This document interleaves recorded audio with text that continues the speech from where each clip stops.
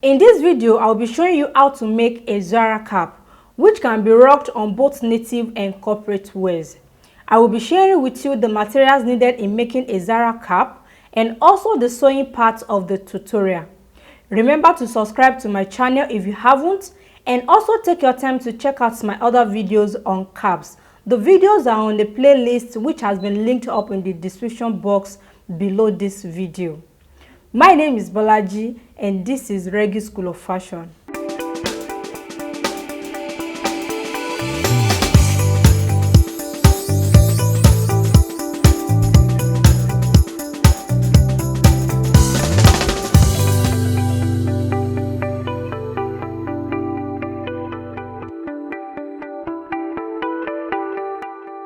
The main two materials needed in making the Zara cap are: the first one is your fabric. The second one is one out of these three materials. You can see I have three different materials here with me. The first one is a soft marco. When you are making use of marco, make sure it is a soft one. So this can be gotten from a cobbler store. So when you get there, tell them you want a foreign soft marco. If you cannot get a marco, then you can make use of a hard wadding. Wadding has three textures: the hard one, the soft one, and the one that is in between the hard and the soft. So if you want to make use of wadding, it should be a hard one. And the third one is a fabric fusible interfacing. So if you want to make use of a fusible interfacing, it should be a fabric one. It is usually called a collar stay. So this can last longer on fabric, and make sure it is a hard one. So these are the two basic materials needed when making a Zara cap: your fabric, number one, and one out of these three. As you can see, the marco I have here is not enough for the making of the cap, so I will not be able to use my marco. So I'll be going for the wadding. This is the width of my fabric and this is the length of my fabric. I use the edge circumference measurements I'm working with to cut out the width of my fabric. What I have here is 24 inches. Okay, and I'm working with edge circumference 22 inches. I added extra 2 inches to join the two sides together. So that was why I have 24 inches as the width of the fabric.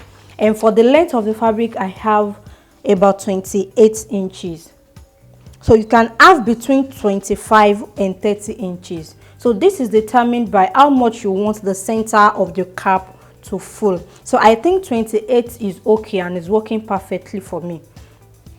Okay, so the next step is to come to the upper part of my fabric. This is the upper part of my fabric, and I will be measuring out the wideness of the wadding I'm using. The wideness of my wadding is 3 inches, as you can see. So these together, the two are going together. You have to cut it on a straight line. Okay, so what I measured to cut out my wadding is 20 inches. 20 inches. So this, which means this has to be reduced from the edge circumference measurement. The edge circumference measurement I'm working with is 22 inches. So instead of cutting out 22, I cut out 20 inches for my wadding, because I don't want the wadding to go all around the head circumference. So there should be a little bit of space which will help the cap to sit well on the wearer. If you are making use of marco, the same method, and if you are making use of the fusible interfacing, the same method. Reduce from the measurements, minimum of 2 inches. You can subtract 3 inches, but 2 inches is okay. Now I've turned my fabric to the other side. This is the right side of my fabric and this is the wrong side. So I'll be placing the markings on the wrong side of my fabric. So I'll be measuring 3.5 inches from the edge of the fabric. The 3 inches is for the width of the wadding I'm using, plus extra half of an inch. Okay, so as we proceed in this tutorial, you will get to know what I'll be doing with the half of an inch.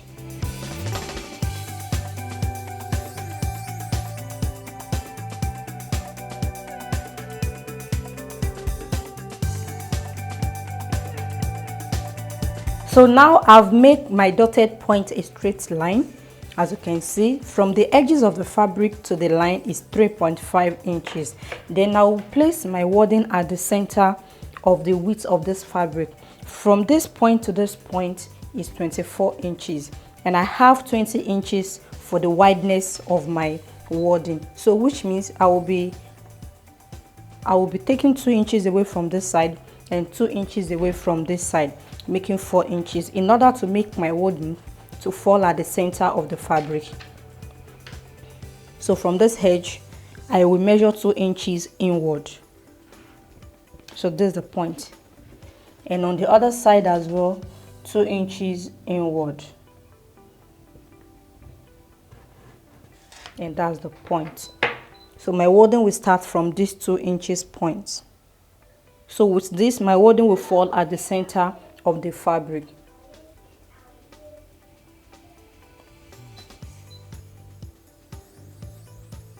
Then I will flip my fabric over like so.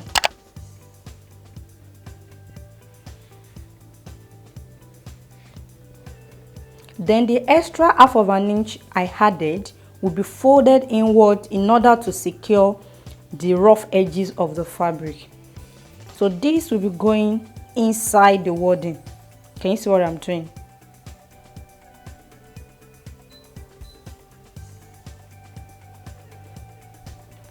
Inside the wadding.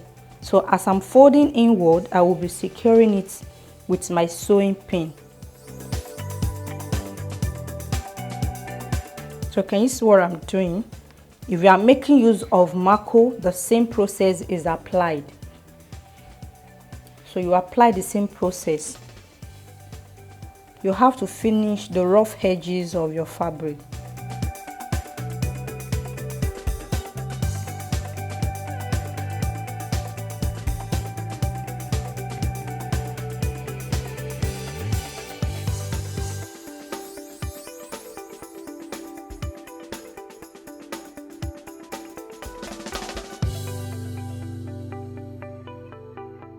I've secured my wadding with my sewing pins. As you can see, this is the wrong side of the fabric and this is the right side. You can see how the right side looks like. So the next step is to run a stitches at the edges of the fabric. So I'll be running an edge stitch very close to the edge. Okay, so please, when we are folding this, especially if you are making use of Mako, make sure you move your folding a little bit away from the Mako edges so that you'll be able to stitch freely on your fabric. But because of the wadding I'm using, I can stitch on the wadding. But when you are making use of Mako, let your folding move away just a little away from the edge of the Mako. So I'll be running the stitches from this edge all through to this edge. Then I'll be closing the sides of the fabric as well. That is where the wadding starts, the starting point of the wadding and where the wadding stops on the other side. So I'll be closing this side as well. Okay, so after stitching, because it is a wadding that is fusible, that can be fused on the fabric, I'll be applying it on it in order to fuse the wadding together with the fabric. But if you are making use of Mako, you don't need this step. Just keep the step of ironing. So this is what I'll be doing, and I'll be back to show you the results. So this is what I have after applying an edge stitch. So this is the wrong side of my cap, and this is what I have on the right side. And you can see the stitches I have by the sides of the fabric as well. Okay, so the next step is to fold my cap into two, right side facing the right side.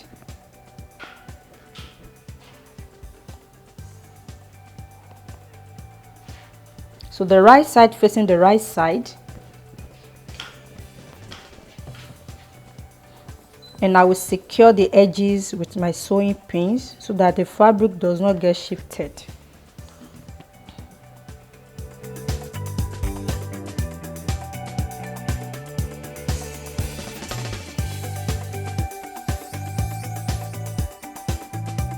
So the next step is to insert half of the edge circumference measurements. So don't forget the fabric has been folded into two. So from this center, I will measure out 11 inches.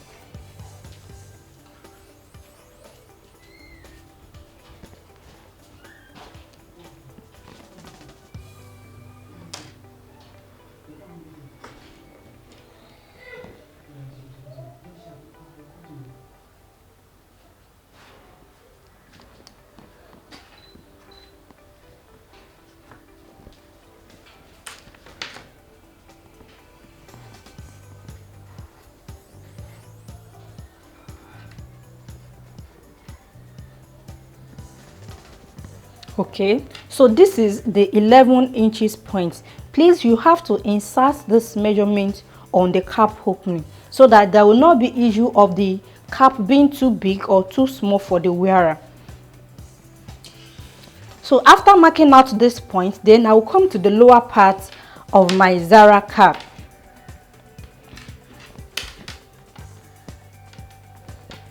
From this open side, can you see the opening side? Then I will be taking this up by 3 inches.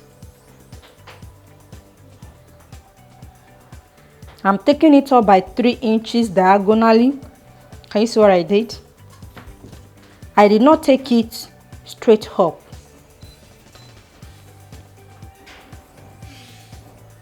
Then I'm marking the 3 inches point. Then from this side, which is a folded side, I will take this up by half of an inch. Okay, then I'll be connecting this together in a curvy manner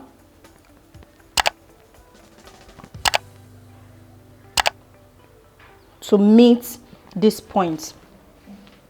The measurement I have on this point is coming downward to meet this 3 inches point. Why this is coming to meet this half of an inch point? So just take your time to make sure you have a very good looking shape.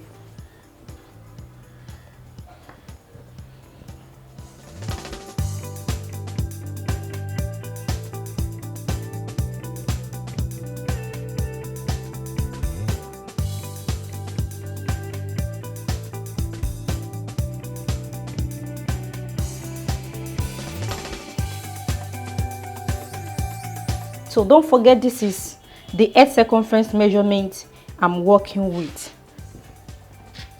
Okay, so I will take this forward by half of an inch before trimming off. So this is the most important part. You have to take notes with the measurement you are using, but every other part, which is the lower part of the cap, has nothing to do with measurement. But this cap opening, you have to be careful. You don't take away from the measurement and you don't add to it. From this point to this point is the edge circumference measurement I'm using.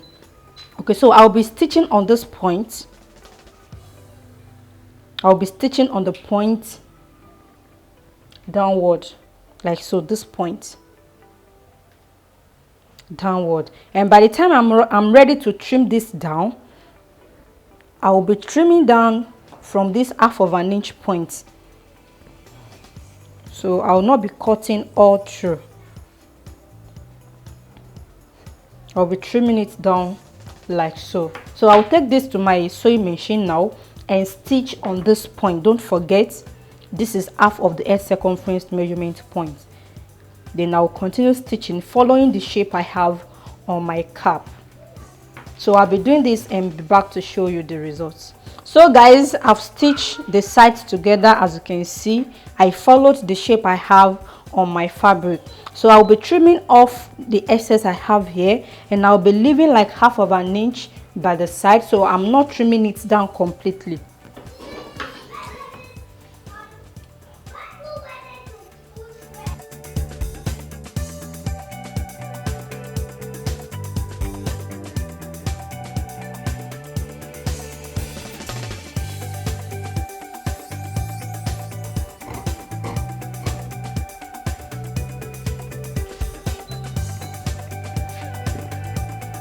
Okay, so this is what I have after trimming off the excess. So let me turn this to the right side so that you guys can see the look of our beautiful Zara cap. Okay, so this is the shape I have for my cap. So can you see how it looks? It's looking beautiful. So I will turn this back to the wrong side, then gather the lower part. So I'll be gathering with needle and thread, like so, starting from this side, and I will gather to just give this that look of the Zara cap, so that it will not be as long as this, just to gather the center of the cap and also give it a fullness. So that is what I'll be doing next.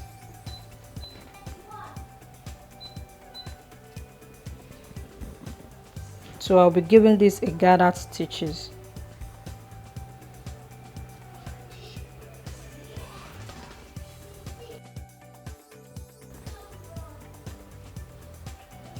So this has to be done after the seam. This is the seam line, not outside, not on the seam allowance, but inside.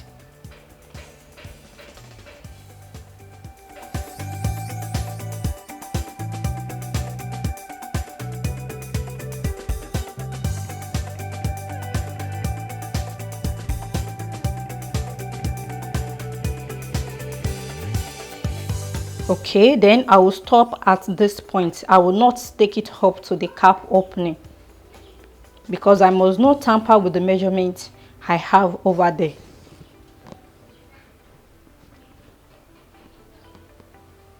So can you see what I have?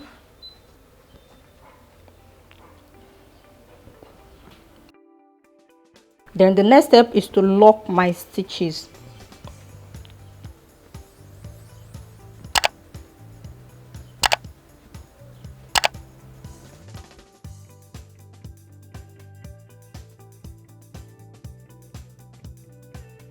So I've locked my stitches and the cap is ready.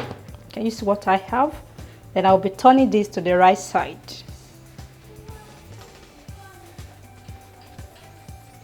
So this is the effect of the gathering.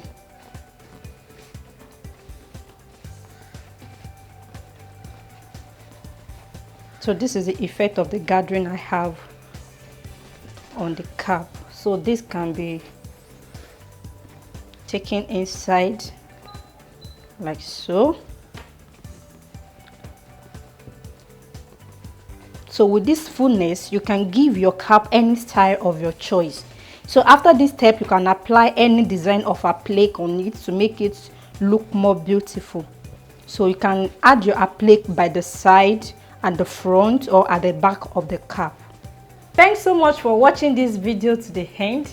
Make sure you try your own Zara cap and share your experience with me at the comment section.